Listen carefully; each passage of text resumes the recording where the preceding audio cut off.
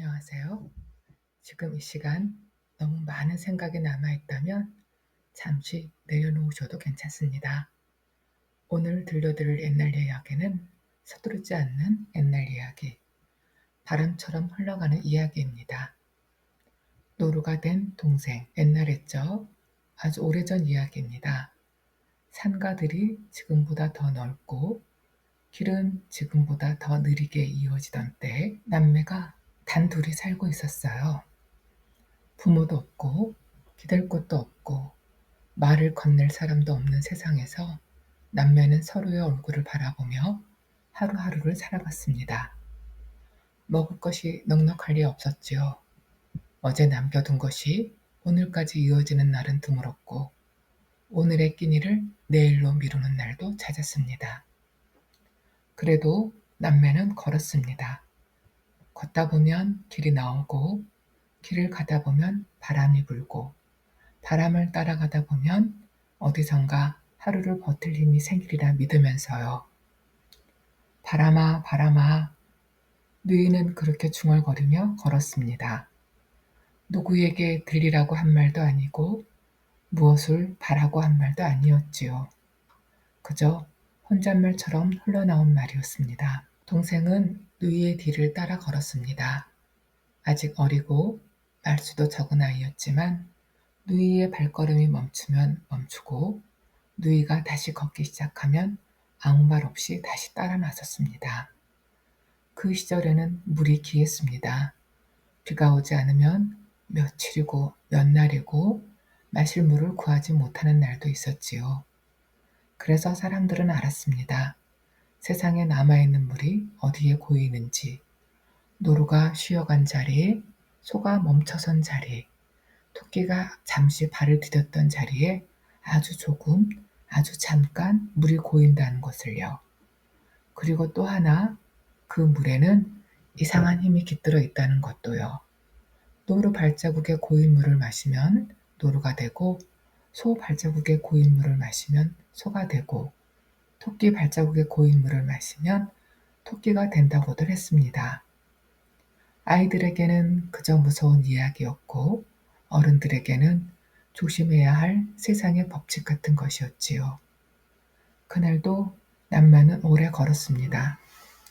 햇볕은 따뜻했지만 목은 점점 말라왔고 발걸음은 조금씩 무거워졌습니다. 그러다 동생이 걸음을 멈춰섰습니다. 누나, 작은 목소리였어요. 부르기도 미안한 듯 말을 꺼내기도 조심스러운 목소리였습니다. 누나, 물이 먹고 싶어. 누이는 그 자리에 멈춰 섰습니다. 주변을 둘러보았지만 보이는 것은 마른 풀과 먼지있는 길뿐이었어요. 조금만 참아보자. 누이는 그렇게 말했지만 동생의 입술은 바짝 말라 있었고 눈에는 눈물이 맺혀 있었습니다. 걷다가 또 걷다가 누이는 길가에 남아있는 작은 흔적 하나를 보았습니다. 노루 발자국이었어요. 그리고 그 발자국 한가운데 아주 조금, 정말 손바닥보다도 작은 양의 물이 고여 있었습니다. 누이는 한동안 그 자리를 바라보았습니다. 이야기로만 듣던 그 물, 마시면 안 된다는 것을 알고 있는 물. 하지만 지금 동생은 더는 걸을 힘조차 없어 보였습니다. 괜찮아. 누이는 동생의 손을 잡고 조용히 말했습니다. 누나가 있잖아. 누이는 두 손으로 그 물을 떠 동생의 입에 가져갔습니다. 동생은 아무 말 없이 그 물을 마셨습니다. 그리고 아주 짧은 순간 바람이 멎었습니다. 동생의 몸이 가볍게 흔들리더니 그 자리에 작은 노루 한 마리가 서 있었습니다. 동생은 노루가 되었고 노루는 누이를 바라보고 있었습니다. 누이는 그 자리에 주저앉았습니다. 놀라서도 아니고 비명을 지를 힘이 없어서도 아니었습니다. 그저 마음이 내려앉아 몸을 가눌 수가 없었기 때문입니다. 누이는 노루를 끌어안았습니다. 그 노루가 자기 동생이라는 걸 이미 알고 있었지요. 괜찮아. 누이는 바위 곁에 앉아 노루를 안고 오래도록 울었습니다. 바람은 다시 불었고 산은 말없이 그 모습을 지켜보았습니다. 그렇게 남매의 길은 사람의 길에서 조금 다른 길로 천천히 들어서고 있었습니다.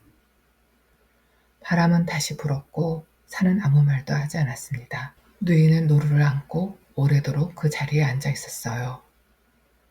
노루는 도망가지 않았고 누이를 밀치지도 않았습니다. 사람의 말은 할 수 없었지만 눈빛만은 분명히 동생의 것이었습니다. 누이는 그 눈을 보며 천천히 숨을 골랐습니다. 그래도 같이 가야지. 누이는 노루의 등을 쓰다듬으며 조용히 말했습니다. 말은 들리지 않아도 마음은 닿을 수 있으리라 믿으면서요. 그렇게 남매는 다시 길을 나섰습니다. 사람 하나와 노루 하나, 발걸음은 달랐지만 속도는 맞추었습니다. 누이가 멈추면 노루도 멈췄고 노루가 고개를 들면 누이도 하늘을 올려다 보았습니다. 길은 여전히 험했고 먹을 것은 여전히 부족했지만 이상하게도 마음 한켠은 전보다 조금 가벼웠습니다. 혼자가 아니라는 것, 말은 하지 못해도 곁에 누군가가 있다는 것만으로도 사람은 버틸 힘을 얻는 법이니까요.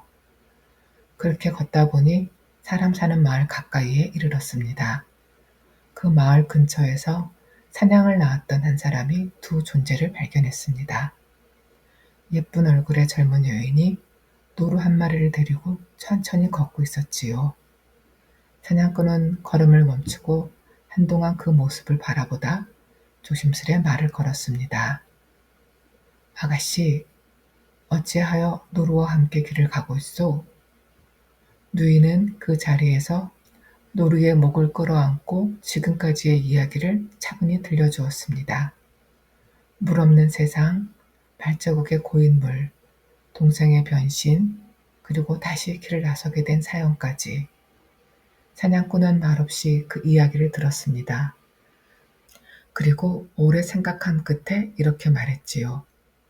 이 아이는 짐승이 되었어도 여전히 사람의 마음을 가졌군요. 그는 진사라 불리는 사람이었습니다. 이미 세상 일을 많이 겪었고 사람의 겉모습보다 속마음을 더 먼저 보는 사람이었지요. 진사는 누이를 집으로 데려갔습니다. 억지로가 아니라 선선히 권해서 누이도 마음을 놓을 수 있도록요. 그 집은 크지도 화려하지도 않았습니다. 하지만 마당에는 햇살이 잘 들었고 방 안에는 오래된 나무 냄새가 났습니다. 노루를 위해 집 한켠에 작은 우리를 지었습니다. 쇠창살도 자물쇠도 없었지만 노루는 스스로 그 안에 머물렀습니다. 노루는 말을 하지 않았지만 집안의 흐름을 알았고 사람들의 마음도 읽을 줄 알았습니다. 누이는 그 집의 아내가 되었습니다. 처음에는 낯설고 조심스러웠지만 진사는 누이를 재촉하지 않았고 하인들도 함부로 말을 걸지 않았습니다. 누이는 매일 아침 노루에게 먹을 풀을 가져다 주고 말없이 등을 쓰다듬었습니다. 노루는 그 손길을 기억이라도 하듯 늘 같은 자리에서 기다리고 있었습니다. 밤이 되면 노루는 낮게 울었습니다. 어메, 어메. 사람의 말은 아니었지만 그 소리에는 그리움이 담겨 있었습니다. 누이는 그 울음을 들을 때마다 잠자리에서 일어나 마당으로 나와 노루 곁에 앉았습니다. 괜찮아, 여기 있어. 그 말 한마디면 노루는 다시 고요해졌습니다. 날들은 그렇게 흘렀습니다. 큰 기쁨도 없었고 큰 슬픔도 없었지만 서로의 하루를 서로가 지켜보는 나날이었습니다. 진사는 종종 사냥을 나갔고 그럴 때면 집은 더 조용해졌습니다. 그러던 어느 날 진사가 없는 사이 낯선 노파 하나가 대문 앞에 섰습니다. 이 집에서 밥 한 술만 얻어먹으면 더 바랄 것이 없겠소. 하인들은 왠지 모를 기척에 문을 막아섰습니다. 그러자 누이가 물었습니다. 왜 드리지 않느냐? 사정을 들은 누이는 잠시 생각하다 고개를 끄덕였습니다. 밥 한 끼가 사람을 살리기도 하는 법이지요. 들여보내세요. 그 말은 연민이었고 믿음이었으며 아직 세상의 어둠을 다 보지 못한 마음이기도 했습니다.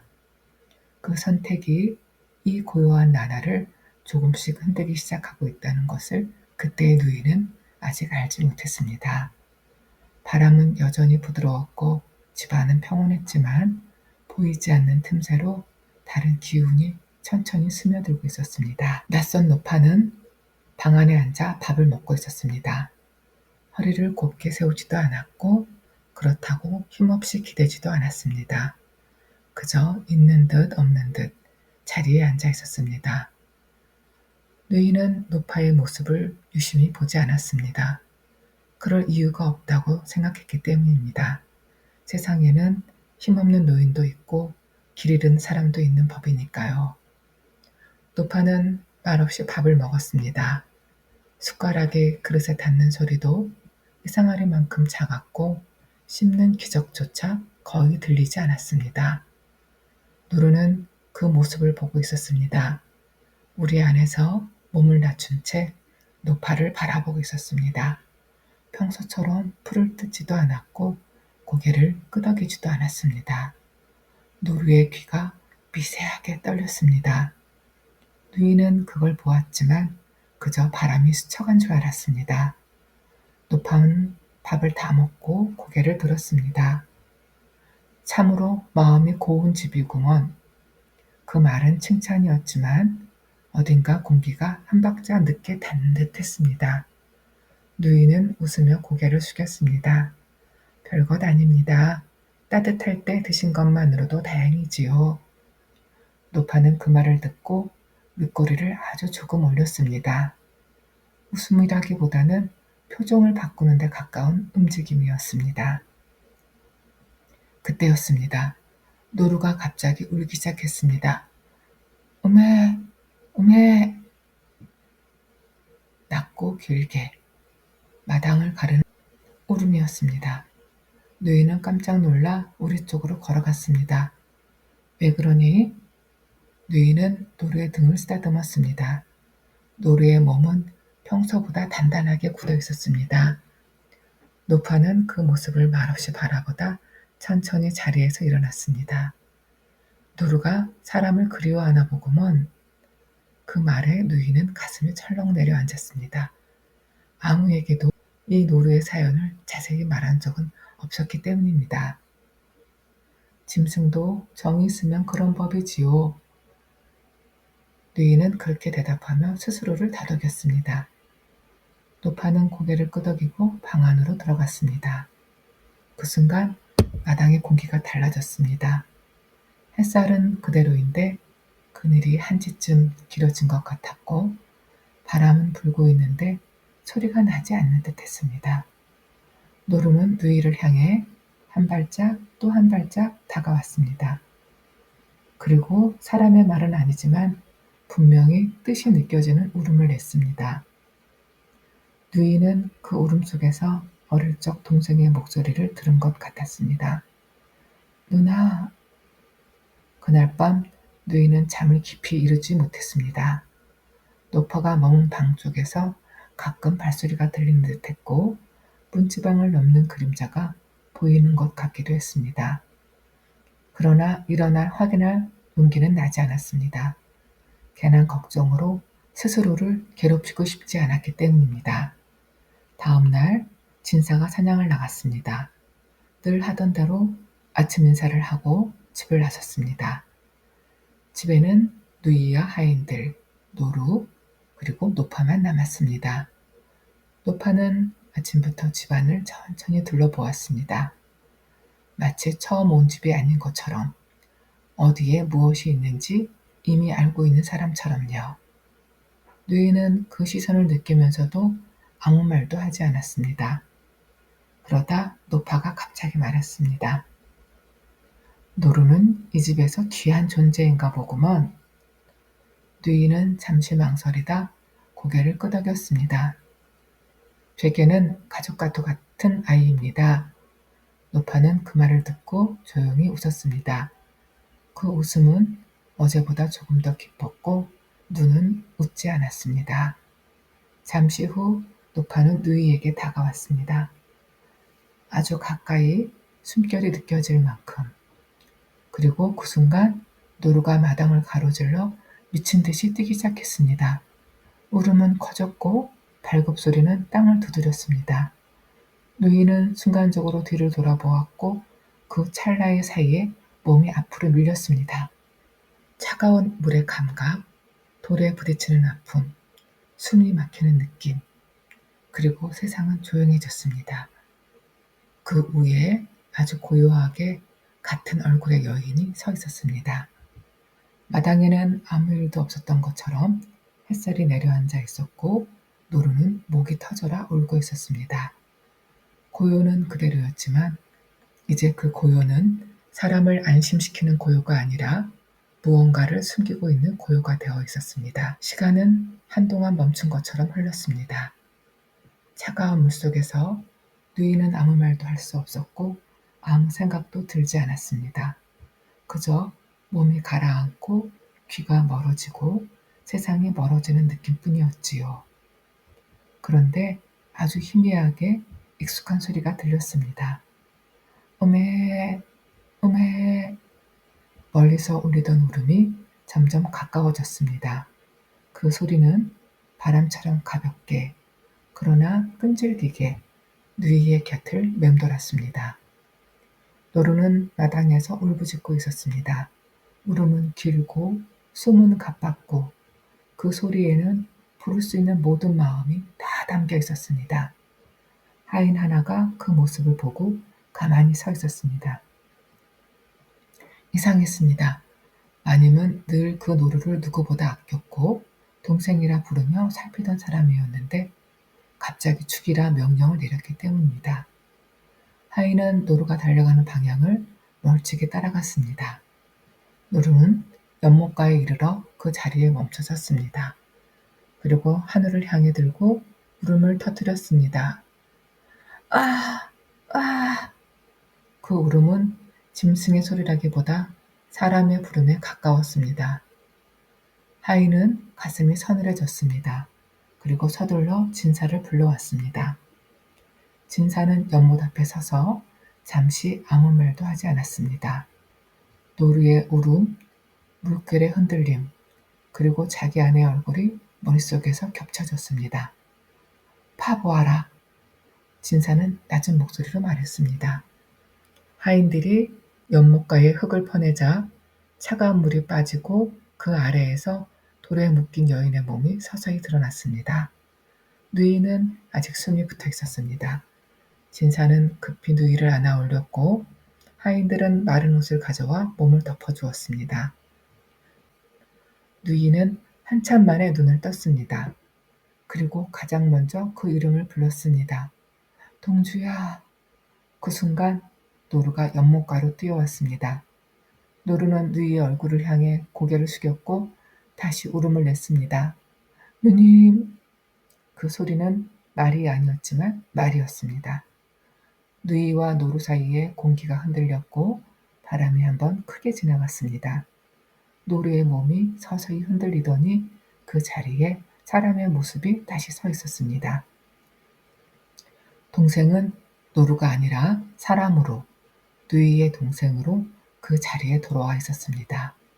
누이는 아무 말도 하지 못한 채 동생을 끌어안았습니다. 동생도 말없이 누이를 안았습니다. 그 순간만큼은 누구도 울지 않았습니다. 울음이 아니라 숨을 고르는 시간이었기 때문입니다.